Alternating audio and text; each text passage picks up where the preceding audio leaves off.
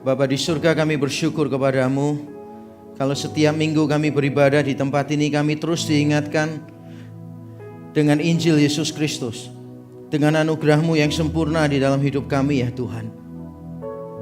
Mata kami selalu dibukakan untuk melihat kecukupan Kristus, keberhargaan Kristus di dalam hidup kami. Mata kami selalu dicelikkan untuk melihat keindahan, kematian dan kebangkitan Yesus, penebusannya yang sempurna dan beranugerah bagi setiap kami. Terima kasih, itulah yang membuat kami aman ya Tuhan. Kami akan aman-aman saja sampai pada akhirnya. Bukan karena kami yang kuat memegang tangan-Mu, tapi karena Engkau yang erat menggenggam kami ya Tuhan. Terima kasih, Engkau setia bahkan di tengah ketidaksetiaan kami. Terima kasih bahkan ketika kami jatuh ke bawah dengan keras, kami mendapati toh kami tetap jatuh di tangan-Mu yang lembut. Terima kasih ya Tuhan, Engkau selalu menopang dan menguatkan kami. Kami mau menenangkan hati kami, meneduhkan pikiran kami, supaya kami bisa mendengarkan Engkau berbicara secara khusus bagi setiap kami. Setiap kami berdoa kiranya kami boleh mengalami perjumpaan pribadi dengan Tuhan melalui kuasa firman Tuhan, kuasa Injil Yesus Kristus. Mari Engkau berfirman dan kami siap untuk mendengarkannya. Di dalam Kristus Yesus Tuhan, kami berdoa dan kami mengucap syukur. Amin, amin, amin. Silakan duduk kembali Bapak Ibu saudara sekalian yang ada di gedung ini maupun di rumah masing-masing. Shalom semuanya. Ya, salam sejahtera dalam kasih Tuhan kita Yesus Kristus. Dan tidak terasa hari ini sudah menjadi minggu pertama di bulan yang terakhir di tahun 2022.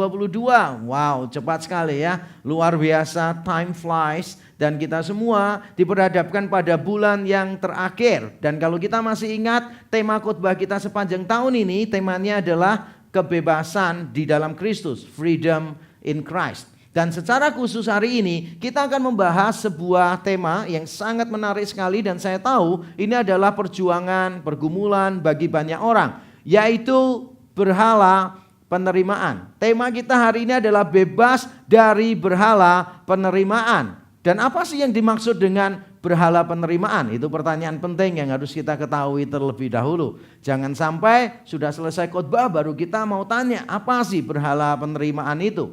Karena saya juga dulu pernah memberikan seminar 3 jam di satu tempat tentang LGBTQ begitu. Setelah Q&A 3 jam Q&A, kemudian ada orang tanya, Pak mau tanya LGBT itu apa ya singkatannya? Saya merasa jadi pembicara paling gagal begitu kan. Dan di tempat yang sama juga saudara, ada orang bertanya, jadi Pak Yakub setuju atau tidak? Jadi saya sudah ngomong 3 jam, dia masih nggak jelas saya setuju atau enggak saudara. Itu kali terakhir saya seminar di tempat itu rasanya. Nah saudara perlu tahu apa yang dimaksud dengan berhala penerimaan. Berhala penerimaan itu adalah begini. Kalau saudara itu mendefinisikan siapa saudara berdasarkan penerimaan orang. Maksudnya begini. Kalau penerimaan orang itu membuat saudara itu merasa plus-plus gitu. Identitasnya nambah kalau diterima banyak orang, dan identitasnya turun kalau tidak diterima banyak orang.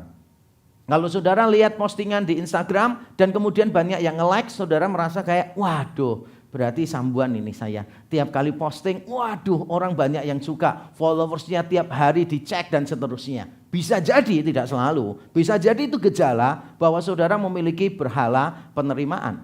Atau yang lainnya begini, penerimaan orang lain menjadi sumber sukacita saudara. Memang kalau kita diterima suka kalau kita ditolak kita tidak suka. Tapi saya tidak bicara tentang suka atau tidak suka. Saya bicara tentang sukacita di dalam hati kita. Apakah sumber sukacita kita itu karena diterima oleh banyak orang? Jadi kalau kita punya ide dan ide kita diterima orang lain, atau mungkin kita disukai banyak orang, kita menjadi orang yang bersukacita.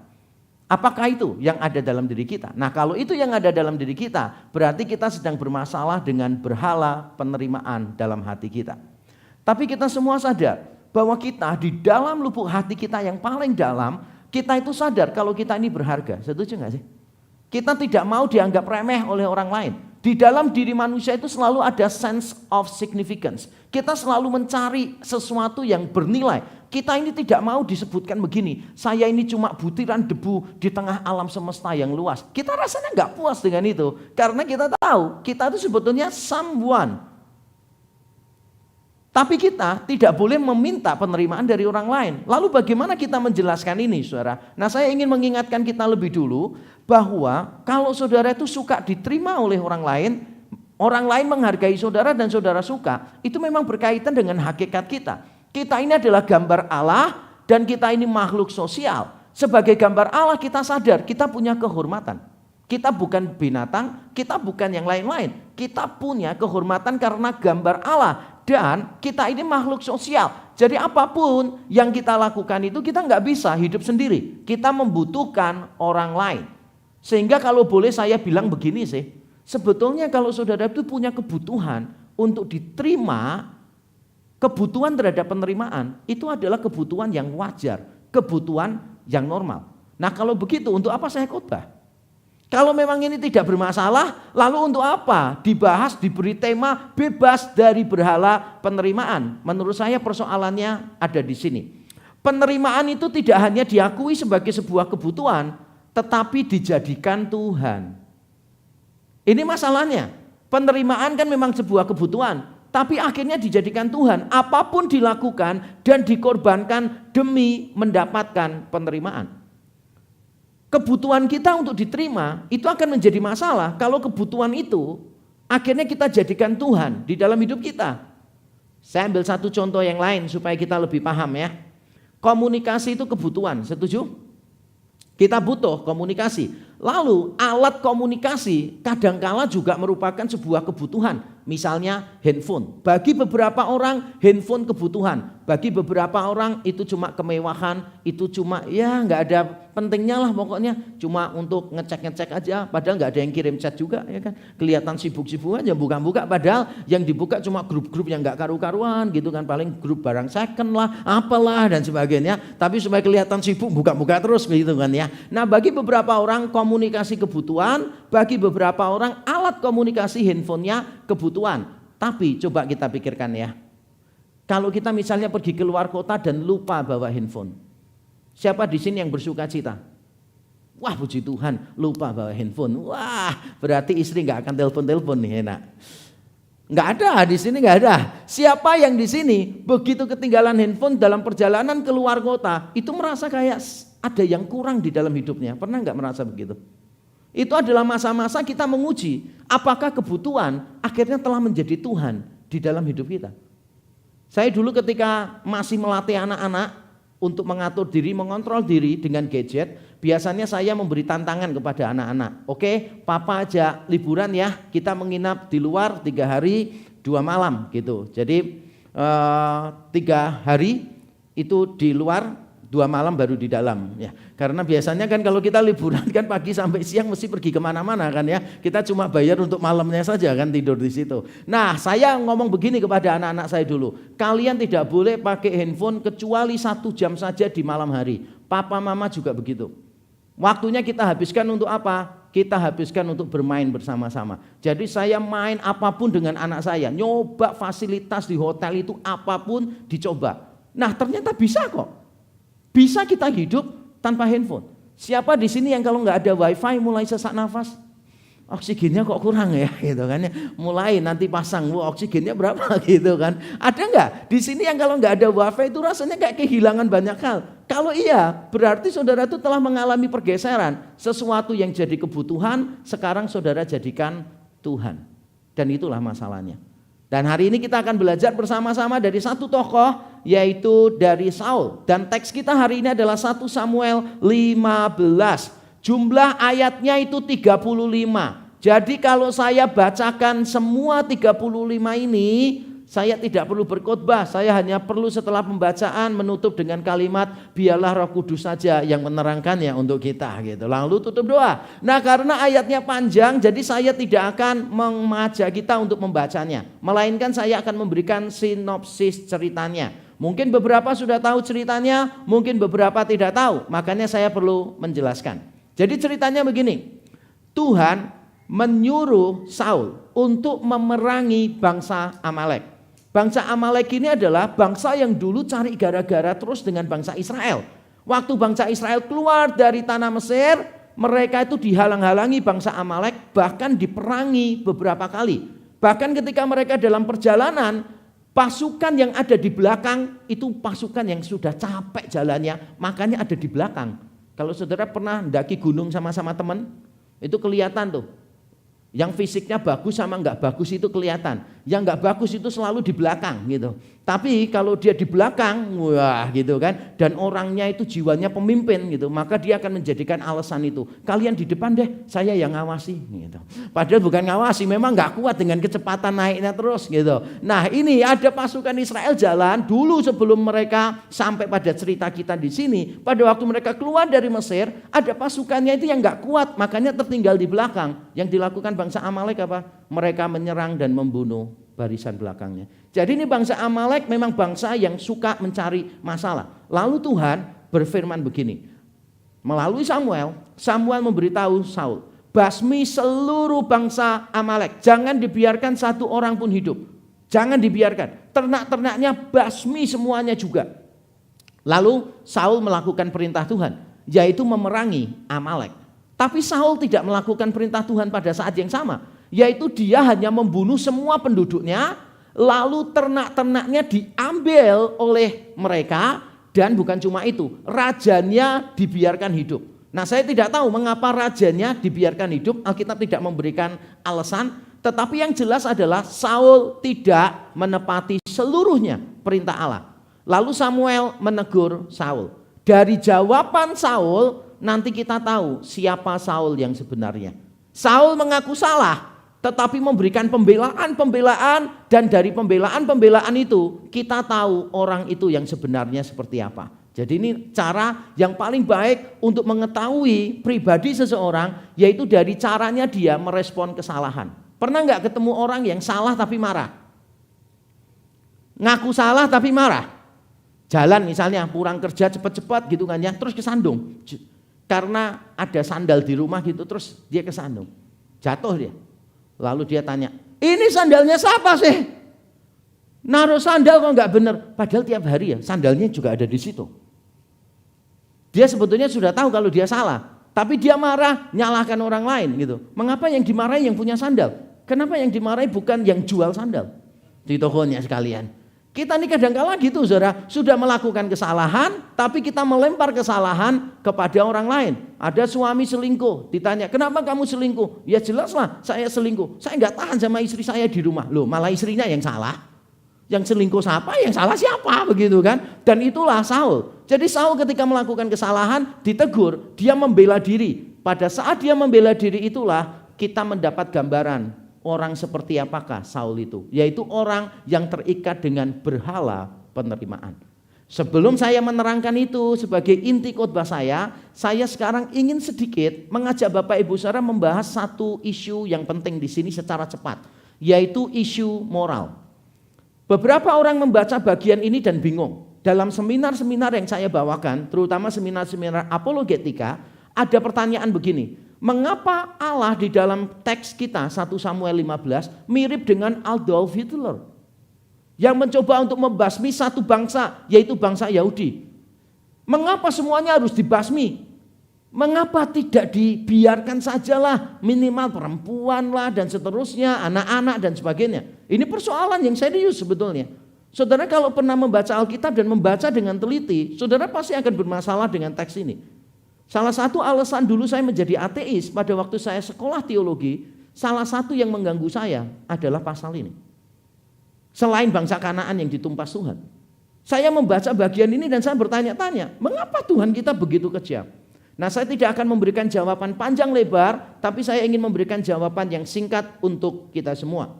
Nah kita perlu tahu dulu bahwa sebetulnya jumlah bangsa Amalek yang dibunuh itu tidak sebesar yang kita bayangkan sih. Bangsa Amalek itu tinggalnya nomaden berkelompok-berkelompok tersebar di berbagai tempat. Pada waktu bangsa Amalek ini ditumpas, kita nanti melihat di Alkitab, Amalek itu masih banyak. Jadi masih muncul bangsa Amalek di mana-mana. Jadi kalau sampai ada orang berkata begini, wih gila ya Tuhan ini membasmi semua bangsa Amalek tanpa terkecuali. Itu pandangan yang salah. Jadi bangsa Amalek jumlahnya masih banyak bahkan setelah peristiwa ini. Karena sekali lagi mereka itu tinggalnya berkelompok, terpisah-pisah, tersebar di berbagai tempat. Nah, yang sedang dipersoalkan itu cuma satu kelompok ini yang dipimpin oleh raja, satu raja. Nah, pengertian raja juga jangan dibayangkan raja itu istana, kotanya gede, negaranya gede. Bukan. Raja itu seringkali pengertiannya cuma pemimpin gerombolan gitu aja sebetulnya. Jadi saudara jangan membayangkan ini jumlahnya begitu besar ya. Sama seperti orang Kristen kalau Natal itu selalu membayangkan gini. Herodes membunuh bayi di bawah 2 tahun. Wah, berarti ratusan ribu bayi itu kasihan ya. Jumlah bayi di Bethlehem waktu itu nggak sebanyak itu sebetulnya. Nggak seberapa banyak. Kita tuh jangan membayangkannya begitu. Nah, saudara mungkin berpikir begini. Tapi kan nyawa manusia sedikit banyak sama aja lah. Benar, saya setuju. Sedikit banyak sama saja. Tapi saudara juga perlu mempertimbangkan poin yang berikutnya ini. Yaitu sebetulnya ini adalah perintah spesifik dalam situasi spesifik. Perintah spesifik dalam situasi spesifik. Tuhan itu memberikan alasannya. Mengapa Saul perlu membasmi Amalek? Yaitu karena Amalek menghalang-halangi mereka pada waktu keluar dari Mesir. Kalau saudara membaca ayat-ayat yang saya tampilkan ini, Keluaran 17, Bilangan 14, Ulangan 25, maka saudara akan menemukan bangsa Amalek itu selalu cari gara-gara memang. Jadi mereka itu bangsa yang kejam, suka cari gara-gara. Misalnya ya, nanti pulang rumah baca saja di Hakim-Hakim. Bangsa Israel tinggal dengan tenang, panen. Itu bangsa Amalek bisa datang, ngambil panen ya. Merampas.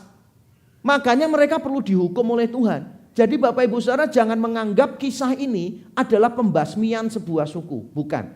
Ini adalah hukuman ilahi atas segerombolan orang yang suka berbuat onar, yang suka mengambil masalah dengan orang lain.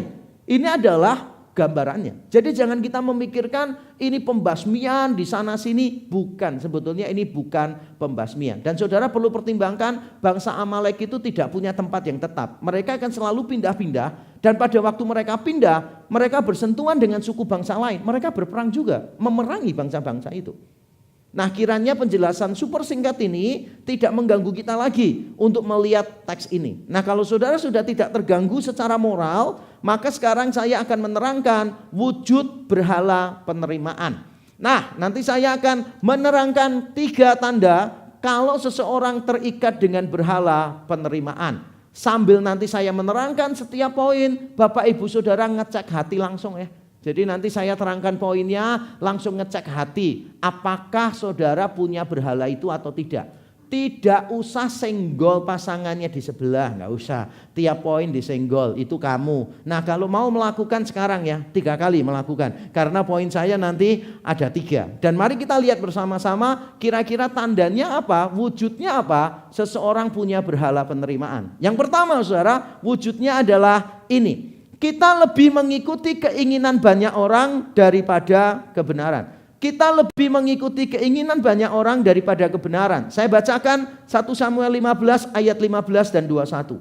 Jawab Saul, semuanya itu dibawa daripada orang-orang Amalek sebab rakyat menyelamatkan kambing domba dan lembu-lembu yang terbaik dengan maksud untuk mempersembahkan korban kepada Tuhan Allahmu, tetapi selebihnya telah kami tumpas. Ayat 21, tetapi rakyat mengambil dari jarahan itu kambing domba dan lembu-lembu yang terbaik dari yang dikhususkan untuk ditumpas itu, untuk mempersembahkan korban kepada Tuhan Allahmu di Gilgal. Tanda pertama saudara punya berhala penerimaan adalah saudara lebih mengikuti keinginan banyak orang daripada kebenaran. Jadi pilihannya itu keinginan banyak orang atau keinginan Allah. Saul sudah tahu keinginan Allah itu apa? Ya ini dibasmi semuanya. Tapi karena dia melihat rakyat, orang banyak punya keinginan berbeda, maka Saul memutuskan tidak peduli dengan keinginan Allah dan mengikuti keinginan orang banyak. Saya tidak mengajarkan saudara cuek dengan omongan orang, bukan itu poin saya. Saudara itu harus melihat konteksnya. Konteksnya adalah begini, jangan sampai kita mengikuti keinginan banyak orang dengan harga kebenaran Allahnya dikorbankan. Itu maksud saya. Kalau tidak ada kebenaran yang dipertaruhkan, ya saudara nggak masalah lah mengikut orang lain. Untuk hal-hal yang tidak penting, malah saya selalu mengajarkan apa? Fleksibel saja. Misalnya nih, ada suami istri mau makan aja ya, itu seringkali bisa bertengkar loh saudara. Saya pernah nangani beberapa kali. Mau makan itu bisa bertengkar. Yuk kita makan mie UP yuk, mie ujung pandang. Oh iya gitu kan. Terus yang satu bilang, yuk kita makan yang di situ. Itu paling enak. Yang satunya pasangannya bilang, enggak. Yang paling enak tuh yang sebelah sana. Enggak. Yang paling enak sebelah sini. Enggak nih, saya omongin yang paling enak sana. Enggak kok, yang paling enak tuh sini. Akhirnya bertengkar enggak jadi makan mie. Akhirnya cuma makan mie instan di rumah masing-masing sesuai selera masing-masing gitu kan. Nah saudara, untuk hal-hal yang gak penting itu gak usah bertengkar lah. Kita ini fleksibel sama orang. Saya ini menganggap diri saya dan banyak orang melihat saya untuk hal-hal yang tidak penting ya. Saya ini orang yang paling fleksibel. Saya ini bisa hidup dengan siapa saja. Saya ini bisa hidup di mana saja. Dan saya ini bisa makan apa saja. Jadi saya untuk hal-hal yang gak penting saya benar-benar fleksibel. Istri saya kalau tanya, mau makan apa? Saya jawab, terserah. Itu benar-benar terserah. Pokoknya ditaruh di depan saya makanan, saya makan. Jangan sampai saudara bikin marah istri ya. Makan apa? Terserah. Gitu. Terus dibawakan, wah sop yang manis, sop merah. Langsung, gak ngerti tah, diabetes. Kamu kasih yang manis-manis, mau kawin lagi tah. Loh katanya terserah ya kan. Kalau saudara sudah bilang terserah, itu harusnya benar-benar terserah. Dan istri saya itu benar-benar loh, kalau saya sudah bilang terserah, sembarang, dikasih apapun saya terima. Saya suka nggak suka tetap saya nikmati. Dan saya ini bersyukur saya bisa makan semuanya. Saya ini orangnya kepengen tahu aja. Saya pernah nyoba makanan terus saya itu nggak bisa. Dan saya upayakan supaya saya bisa. Saya masih ingat sampai sekarang di asrama dulu makan bubur Manado di Nutuan itu. Yang wajahnya semrawut itu loh ya. Bubur itu kan biasanya kan rapi gitu kan ya. Ini kan semua masuk, kangkung, jagung, apa semuanya masuk jadi satu gitu kan ya. Ngelihat pertama aja loh, saya tuh sudah nggak selera sungguh. Kemudian teman-teman bagi-bagi, ya udah saya makan. Sendok pertama saya makan tuh rasanya kayak aduh gitu, nggak karu-karuan perasaan saya saudara. Di leher itu rasanya kayak nggak enak gitu. Lalu saya coba yang kedua. Begitu saya masukkan yang kedua, saya lari ke kamar mandi, benar-benar saya muntah-muntah. Setelah saya muntah-muntah, saya termangu-mangu. Masa sampai tua saya nggak bisa makan makanan itu. Wah, langsung disum, wong, kayak si sinetron gitu. Nah, kemudian saya pikirkan, saya harus bisa makan itu. Saya balik, saya tanya, tadi mana mangkok saya? Sisanya dikasih, saudara. Saya mantapkan hati saya lihat bubur Manado itu. Dan saya bilang, gak mungkin kamu menakut-nakutin saya. Langsung saya makan saat itu juga saudara. Dan sampai sekarang saya malah doyan sekali bubur Manado. Saya pernah makan masakan Manado lain bahagia, sagunya. Saudara kalau lihat sagunya itu mirip kayu lapuk yang banyak rayapnya itu saudara. Pertama kali saya pegang gitu tuh rasanya kayak ini makanan atau bukan sih gitu. Ini makanan dari kerajaan apa gitu kan. Jadi rasanya benar-benar kayak kayu lapuk. Yang saudara pernah tahu mesti ngerti maksud saya. Saya makan begitu, langsung saya buang di tempat sampah. Tapi terus saya pegang lagi, masa nggak bisa sih? Saya coba lagi, sekarang saya bisa, walaupun tidak suka sekali, tapi saya bisa gitu. Untuk beberapa makanan saya begitu saudara, sudah pernah nyoba nggak bisa, saya coba lagi. Makanya saya ini orang yang I live a very simple life sebetulnya. Makan apapun bisa, kumpul dengan siapapun bisa. Biasanya orang lain yang kumpul dengan saya yang nggak bisa. Saya bisa tinggal di mana saja. Nah kalau untuk yang nggak penting, saya malah sarankan kita, sudahlah. Jadi orang nggak usah juaji-juaji ya.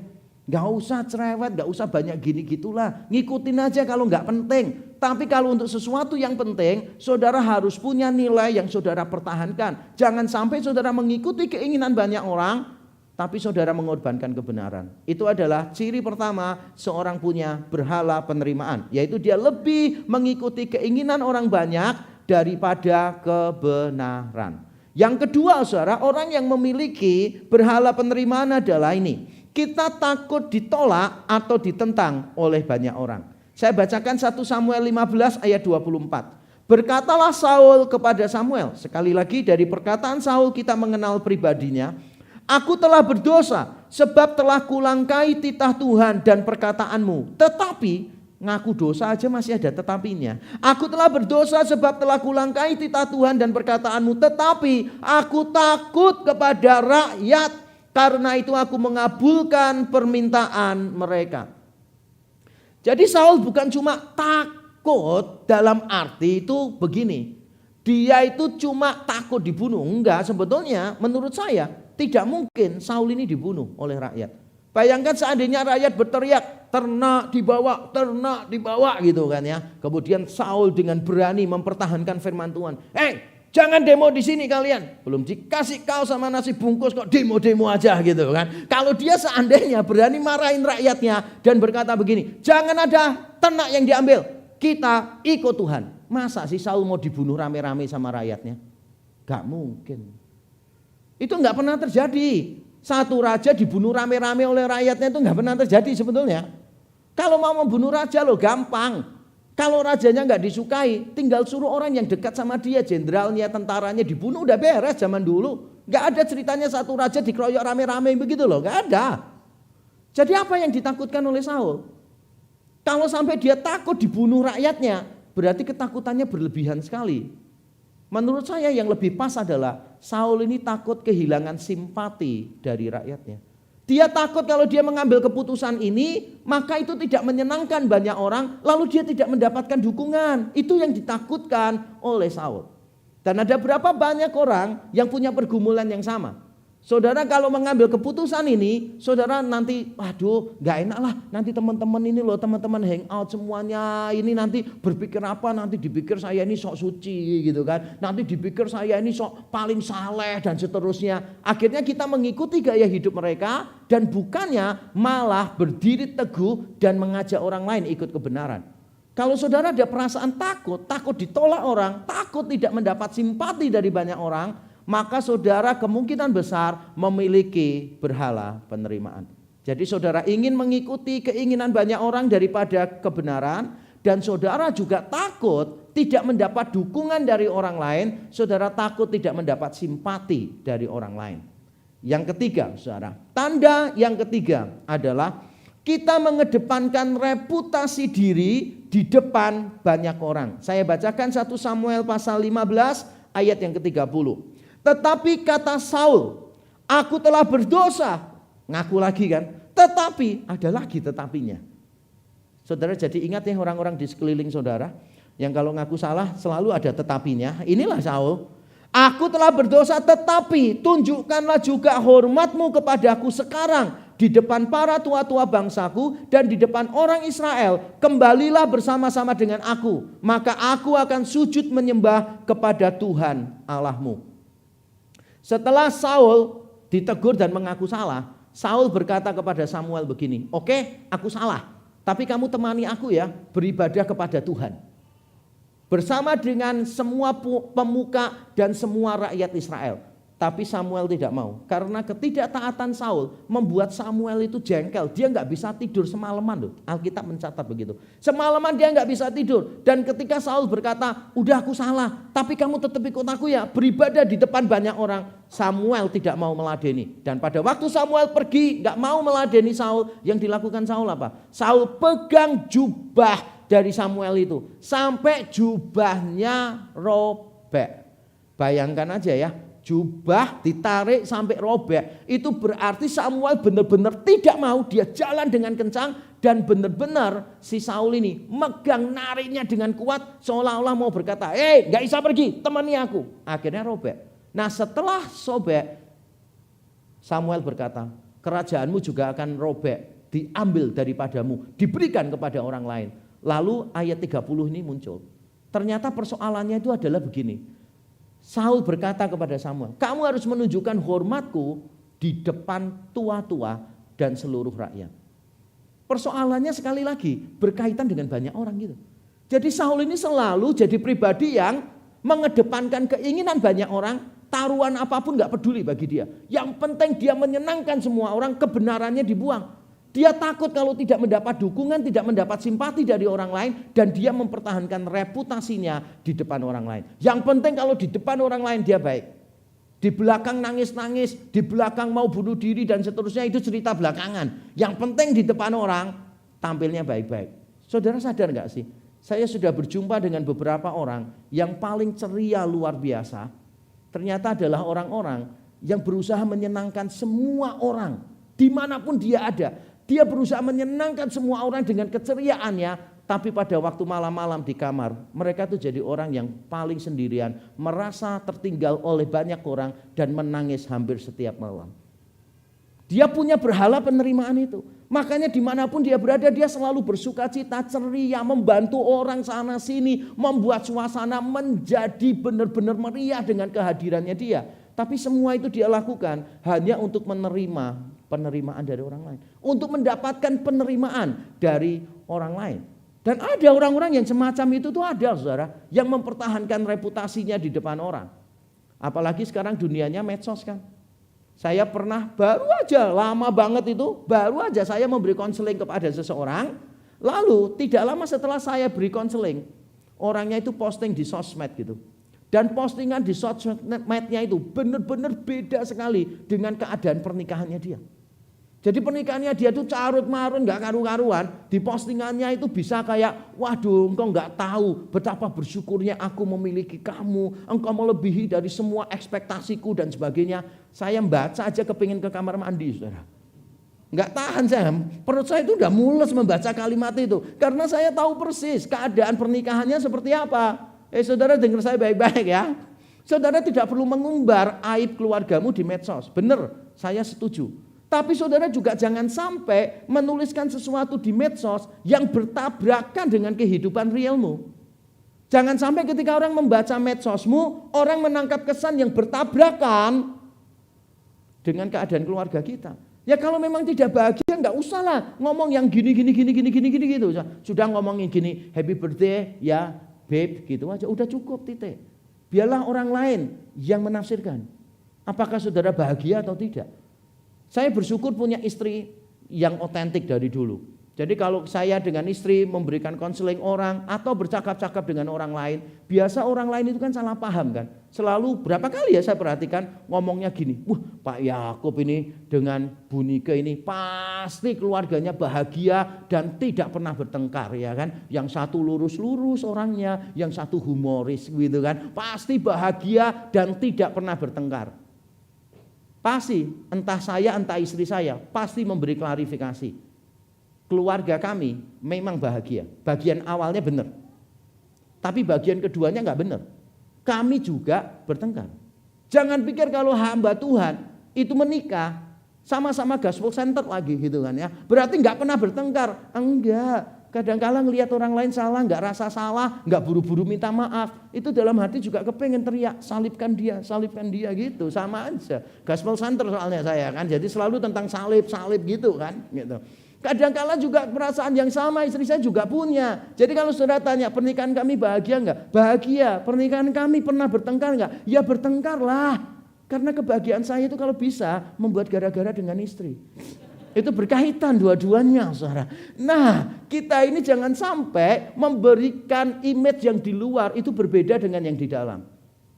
Saya berapa kali diundang sinode-sinode tertentu, gereja-gereja tertentu untuk mengajarkan kepada mereka bagaimana running a church dengan teratur, dengan baik. Saya mengajari mereka bagaimana kita memanage gereja dengan baik. Tapi saudara tahu, di awal sesi selalu saya membuat klarifikasi. Jadi saya membuat disclaimer di awal sesi, selalu saya bilang begini, Bapak Ibu Saudara, gereja kami tidak lebih baik daripada gereja Bapak Ibu Saudara. Jangan cuma lihat di luarnya. Kalau lihat di luarnya itu kelihatannya kan memang wah gitu kan ya. Kalau saudara sudah masuk di dalamnya, ya tetap aja nggak ada gereja yang nggak carut-marut. Setuju nggak sih? Nggak ada gereja yang sempurna itu nggak ada. Tapi justru di tengah ketidaksempurnaan itu kuasa Tuhan menjadi sempurna. Di tengah ketidaksempurnaan, kesetiaan Tuhan menjadi sempurna di situ. Di tengah ketidaksempurnaan kita melihat kasih karunia Tuhan menjadi lebih nyata atas gereja kita. Jadi dimanapun saya tidak mau orang punya pandangan begini. Wah, di Irak ini karena sudah gospel center berarti nggak pernah ada orang bertengkar gitu kan. Lu nggak ada lah. Cuma selalu saya nasihati kalau bertengkar jangan di gedung gereja, di lapangan depan. Bukan ya saudara, adalah orang yang saling tidak suka, pukul-pukulan memang nggak ada. Tapi saling nggak suka harus diakui, ada nggak? Ada, tetap ada. Tidak ada gereja yang sempurna. Nah saya tidak ingin memberikan pesan yang bertabrakan dengan apa yang ada di sesungguhnya. Nah itu pun harus kita cek di dalam hati kita masing-masing. Kita ini terganggu nggak sih? Kalau orang lain memikirkan kita terlalu tinggi. Saya masih ingat di IG saya bertahun-tahun yang lalu saya tuliskan itu. Kalau orang lain memikirkan engkau terlalu tinggi dan engkau tidak terganggu dengan penilaian itu, engkau perlu cek kerohanianmu. Sungguh. Saya kalau diomongin orang ya, Pak Yakub ini hamba Tuhan yang rendah hati. Saya selalu klarifikasi. Salah besar. Justru kesombongan itu berhala saya. Pengakuan itu berhala saya. Justru kesombongan itu dosa yang paling sering membuat saya jatuh. Kalau kamu bilang saya rendah hati, berarti kamu salah. Celakanya, tiap kali saya kasih klarifikasi, orangnya malah ngomong gini, ya kan, ini loh yang rendah hati itu ya kayak gini. Dipuji malah ngakunya sombong gitu kan. Saya lihat, saya jawab karepmu. Sudah dijelasin, tetap aja pikirannya begitu ya terserah kamu lah gitu kan. Saya tidak mau memberi pesan yang berbeda daripada apa yang ada pada diri saya. Dan kita harus melihat itu. Kalau saudara nggak terganggu, maka mungkin saudara punya berhala penerimaan. Nah sekarang kita akan belajar begini. Mengapa Saul bisa punya berhala penerimaan? Nah ternyata Alkitab juga memberitahu kita saudara. Mengapa Saul punya berhala penerimaan? Karena Saul itu memang orang yang suka minder. Coba ya kita lihat ayat 17. 1 Samuel 15 ayat 17. Sesudah itu berkatalah Samuel, bukankah engkau walaupun engkau kecil pada pemandanganmu sendiri, jadi Saul itu sadar dia itu kecil, telah menjadi kepala atas suku-suku Israel, dan bukankah Tuhan telah mengurapi engkau menjadi raja atas Israel? Samuel itu tahu, Saul itu minder, merasa diri dari suku yang terkecil, dari keluarga yang terkecil. Tapi pada akhirnya kita melihat bersama-sama, Tuhan yang meninggikan Saul. Maka ketika Saul tidak taat kepada Tuhan, gara-gara mengikuti keinginan banyak orang, takut kepada banyak orang, Samuel mengingatkan, kamu lupa dulu, kamu itu kan menganggap dirimu gak bisa apa-apa. Kamu menganggap dirimu begitu kecil, tapi Tuhan telah berkarya di dalam hidupmu dengan luar biasa. Masa sih kamu tetap aja gak bisa mengendalikan rakyat yang melawan firman Tuhan ini? Nah mungkin saudara berkata begini, tapi kan itu cuma satu ayat. Nah saya tahu pandangan saudara, apa yang ada dalam pikiran saudara. Makanya saya akan tambahkan ayat di pasal-pasal sebelumnya. Pada waktu Saul pertama kali berjumpa dengan Samuel, pada waktu Saul pertama kali dijadikan raja, saudara akan melihat sebuah pola di sana, yaitu Saul dari dulu memang minder. Coba kita lihat ya. 1 Samuel 9 ayat yang kedua saya bacakan. Orang ini ada anaknya laki-laki, namanya Saul. Nah diberi keterangan Saul itu seorang muda yang elok rupanya. Tidak ada seorang pun dari antara orang Israel yang lebih elok daripadanya. Wow luar biasa penampilannya. Dari bau ke atas ia lebih tinggi daripada setiap orang sebangsanya. Untung saya nggak hidup pada zamannya Saul saudara. Kalau saya hidup pada zaman Saul ini lebih benar lagi ayatnya. Lalu pasal 9 ayat 21. Tetapi jawab Saul, bukankah aku seorang suku Benyamin, suku yang terkecil di Israel, dan bukankah kaumku kaum paling hina dari segala kaum suku Benyamin? Mengapa Bapak berkata demikian kepadaku? Loh minder dia. Saya dari suku yang kecil dan seterusnya. Saya bacakan pasal 10 ayat 22. Waktu Saul mau ditabiskan jadi raja di depan banyak orang. Sebab itu ditanyakan pulalah kepada Tuhan, apa orang itu juga datang kemari? Tuhan menjawab, sesungguhnya ia bersembunyi di antara barang-barang.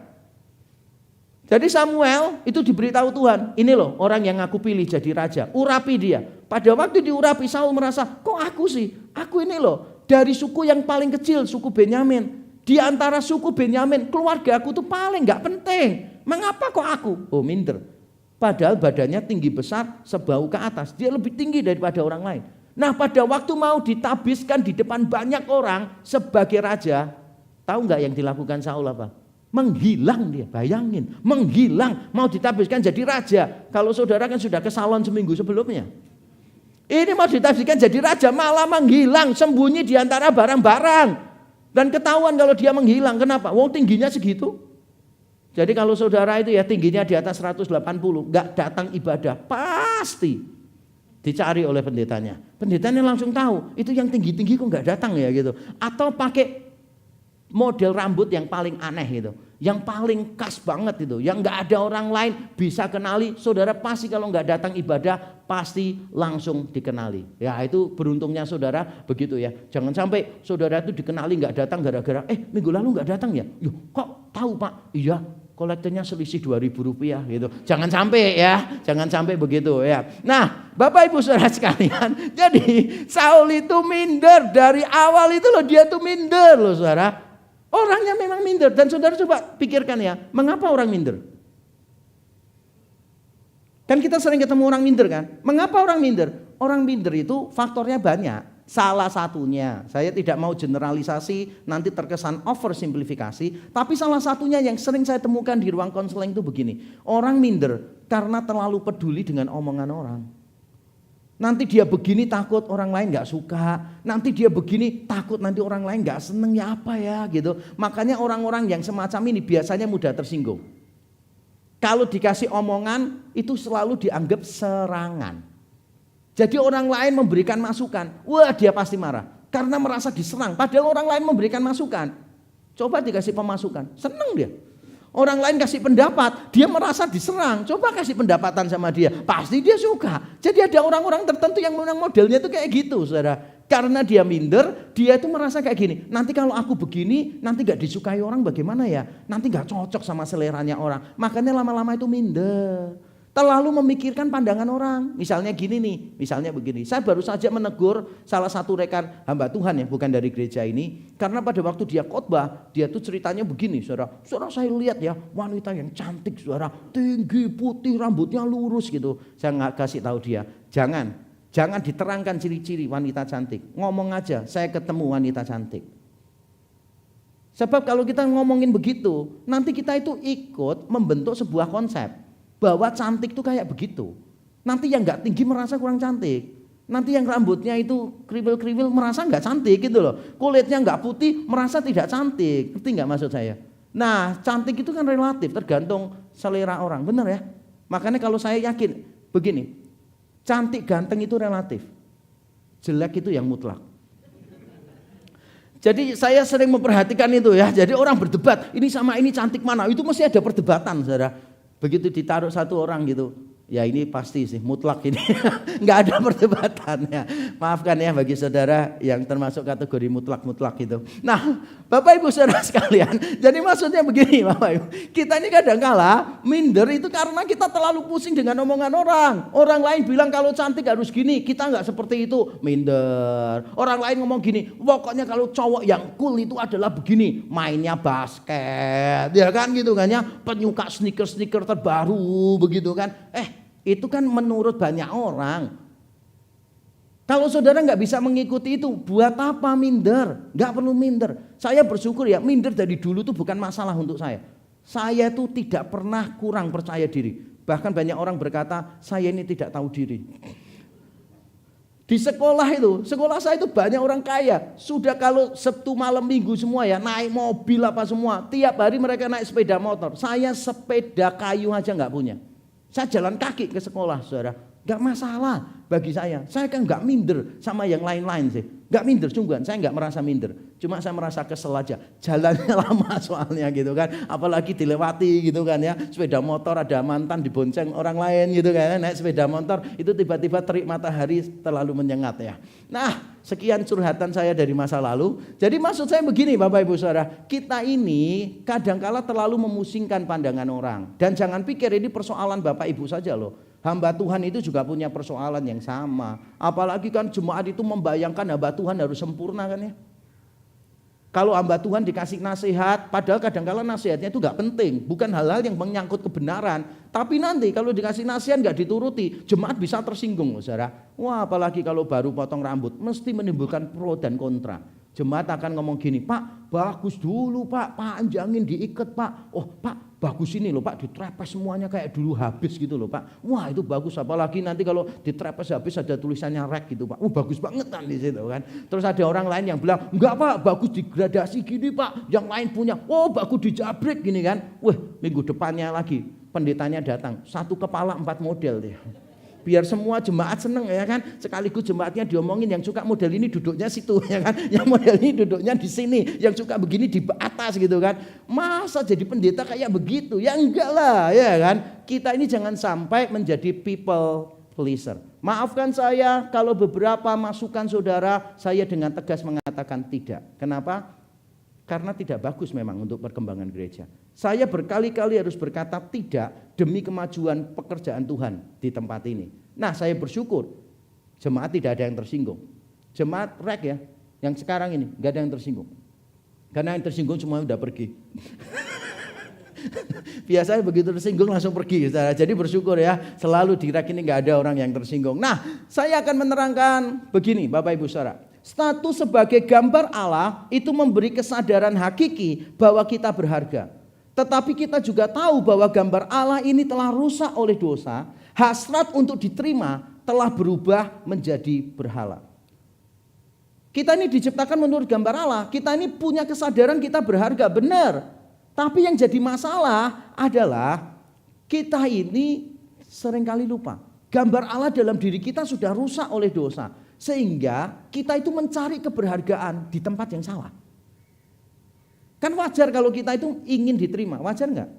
Wajar, itu kebutuhan natural kita. Tetapi karena dosa merusak kita, maka kita berusaha mengisi kekosongan itu dengan cara-cara yang salah. Dan kalau saudara mengisi dengan cara begitu, saudara tidak fair terhadap diri sendiri dan tidak fair terhadap orang lain. Mengapa? Karena kekosongan diri yang hanya bisa dipenuhi oleh pencipta tidak mungkin bisa dicukupkan oleh ciptaan. Kekosongan diri yang hanya bisa dipenuhi oleh pencipta tidak mungkin bisa dicukupkan oleh ciptaan.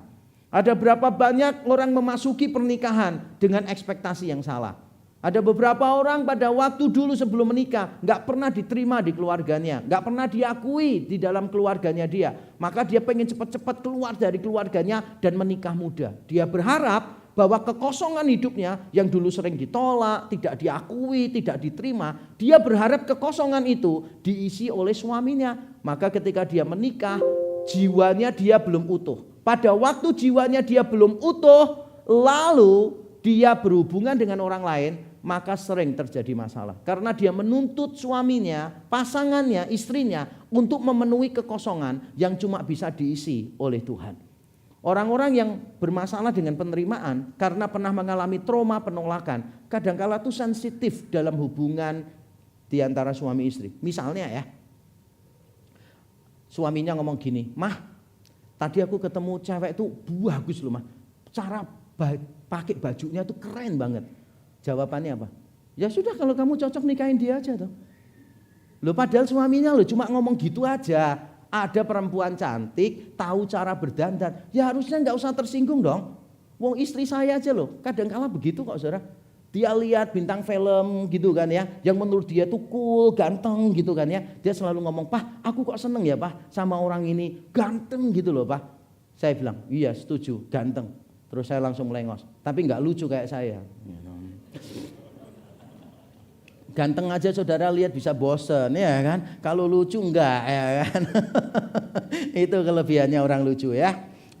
Susah enggak kelihatan ya. Tahu-tahu istrinya pulang kampung lama enggak pulang-pulang. Itu baru kelihatan ya kalau ada persoalan. Nah saudara sekalian, kita kembali ke jalan yang benar. Jadi saudara kalau menuntut orang lain mengisi kekosongan dalam diri saudara yang cuma bisa diisi oleh Tuhan, ya berarti saudara tidak fair terhadap orang lain, terhadap diri sendiri. Saudara pasti akan kecewa dan saudara pasti mengecewakan orang lain.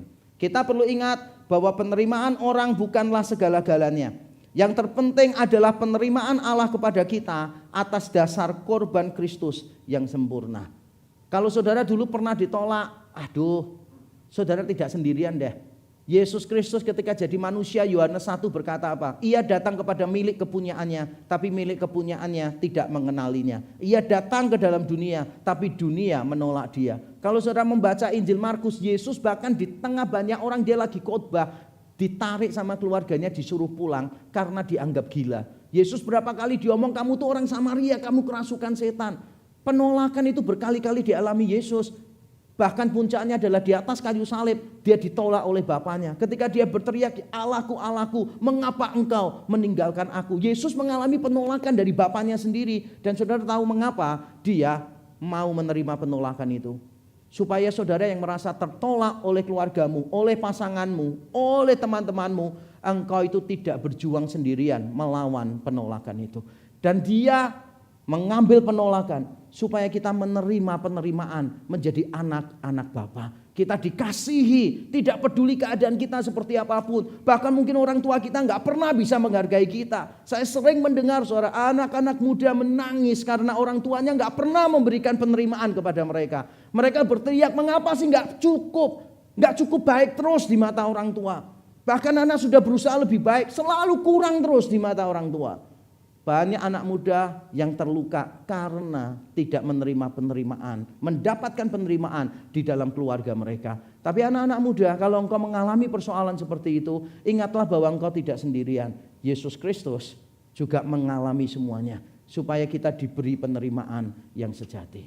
Dan yang terakhir, saya menutup khotbah saya dengan mengajak kita membaca kalimat berikut ini. 1, 2, 3. Kita tidak perlu mengemis penerimaan dari orang lain. Penerimaan orang lain tidak menambah apa-apa pada identitas kita. Penolakan mereka tidak mengurangi apa-apa pada diri kita. Saya sekali lagi tidak mengajarkan saudara cuek dengan omongan orang. Bukan itu poin saya.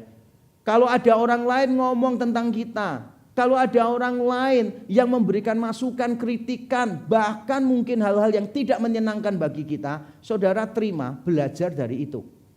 Tapi jangan sampai saudara mendefinisikan siapa saudara berdasarkan omongan orang. Saya mendengarkan omongan orang. Ketika orang lain memberikan kritikan kepada saya dengarkan. Karena saya tahu kritikan itu membuat saya menjadi pribadi yang lebih baik. Tapi saya tidak mau mendefinisikan siapa saya berdasarkan omongan orang. Saya hidup bukan untuk orang lain, saya hidup untuk Allah. Baru setelah saya memberi diri kepada Allah, saya baru memberi diri kepada orang lain.